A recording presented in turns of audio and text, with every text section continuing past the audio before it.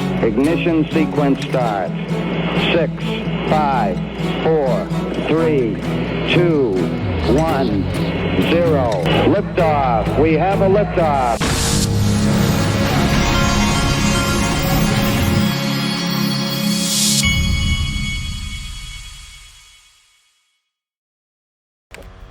Hey everybody, this is the Digital Asset Investor, and I've been under the weather here.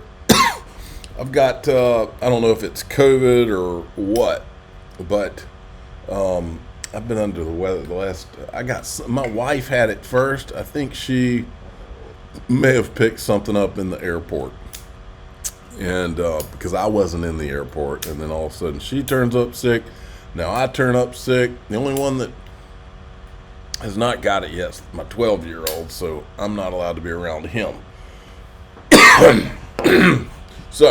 But anyway, I wanted to remind everybody on link to my sponsor, they've got more of Cerebras, which is the AI chip company, but they just added back on another one that you would be very familiar with, but I can't say the name of it. You're going to want to go check it out, linqto.com. Okay, Dark Defender. Hi, all. We've had a pullback, well, I guess you would call a, normal good pullback when you've had the surge we've had in XRP the last week. Hi, all. XRP increased 67.56% from 38 cents to 63 based on this move. The 4-hour time frame structure updates here. ABC wave can take 2 days to complete and can extend to 49 cents, minor resistance on 87 before 103. I'll make sure to keep you posted. Have a great day. Then this, I don't like the sound of this. Breaking: Donald Trump says Jamie Dimon has suddenly changed his tune on his anti-Bitcoin stance. What, now that he's retiring, now all of a sudden he's pro-Bitcoin? I'm not buying it, folks. But I am buying this. Listen to what, this is from Black Swan Capitalist. Listen to what this guy says. This is what's been going on. Cryptocurrencies, I believe, Bitcoin was most likely created by the government to sell this idea of a CBDC. They're not the solution. They're not a store of wealth. They can basically seize anything because it's not tangible. If anything that you want to be able to protect is going to have to be in physical form. A cryptocurrency is not an alternative to the central bank. That's all propaganda. And they can eliminate it with the stroke of a pen. And that's the fact, Jack.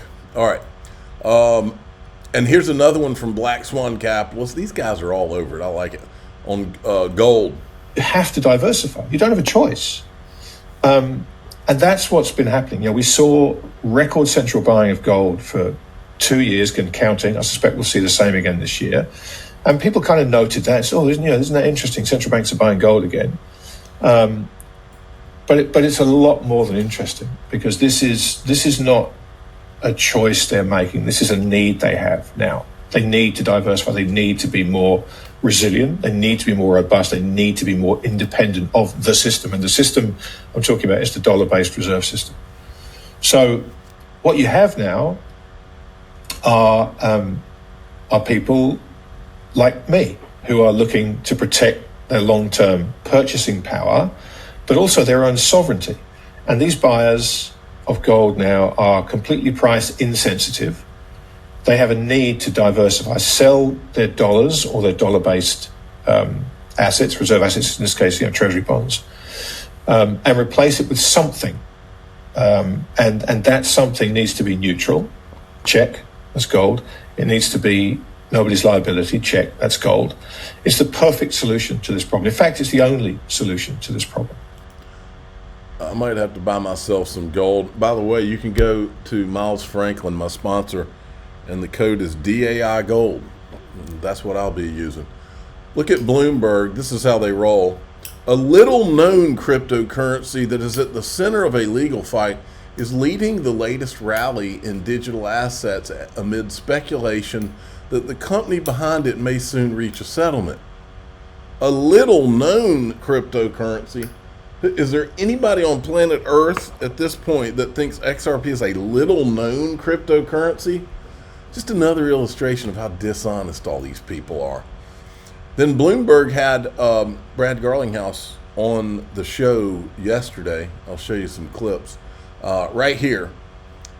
They had this on the screen. Settlement speculation pushes XRP to forefront of crypto rally.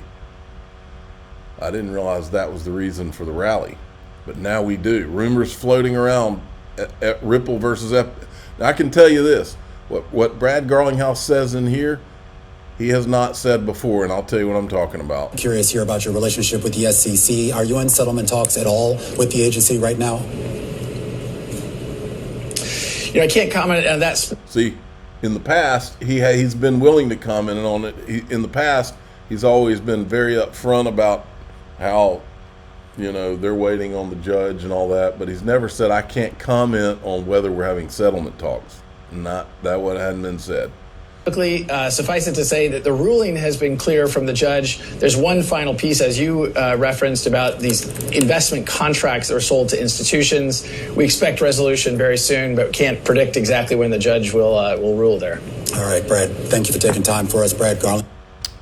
Okay, but that was not the whole thing. This was the only clip I was able to find that where they had the whole thing, and it was like small like this.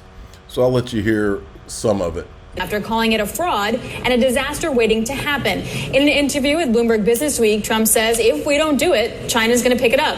We have a good foundation. It's a baby. It's an infant right now, but I don't want to be responsible. Just as a side note, China is what Brad Garlinghouse and Chris Larson were warning about, and the intelligence director, if you remember, the director of intelligence warned Jay Clayton before he dropped the lawsuit on Ripple of how it would give China an advantage, and Jay dropped the lawsuit anyway and ignored it.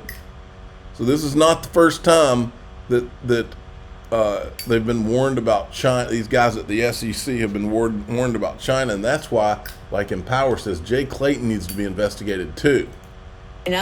Allowing another country to take over this sphere. Joining us now from the Republican National Convention is Brad Garlinghouse, CEO of Ripple Labs. This is the other thing, is Brad Garlinghouse at the Republican National Convention? That's the way they presented it. Also attend the DNC next month. Brad, what is your message to the RNC and DNC?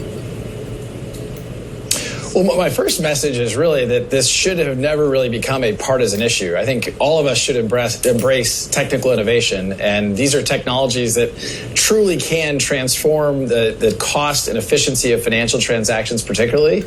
And so our message is really that we as an industry want to be regulated. We want to have the clarity of that regulation, and it's been refreshing to see the Republican Party kind of lean into that as part of their platform. You've definitely seen crypto move towards President Trump.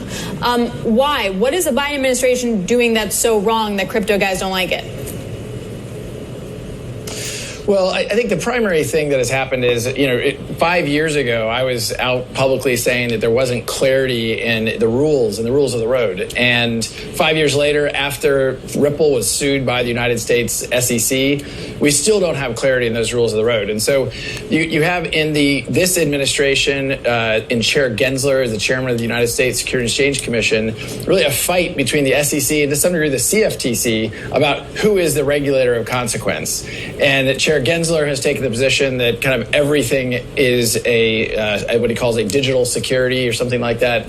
Judges have ruled against him repeatedly, but this administration has kind of continued that fight against the industry. What's your conversations that you're having right now with the existing administration? I mean, you referenced some of those lawsuits, and of course, I think it was last July where you at least had that partial victory in that case, and ultimately, more or less, that worked out in your favor, depending on all the legal avenues here. But we talk about an administration that actually seems to now have pulled back. Maybe they got the message, but what conversations are you having with them about the structure of regulations, how they may morph and how they may change going forward?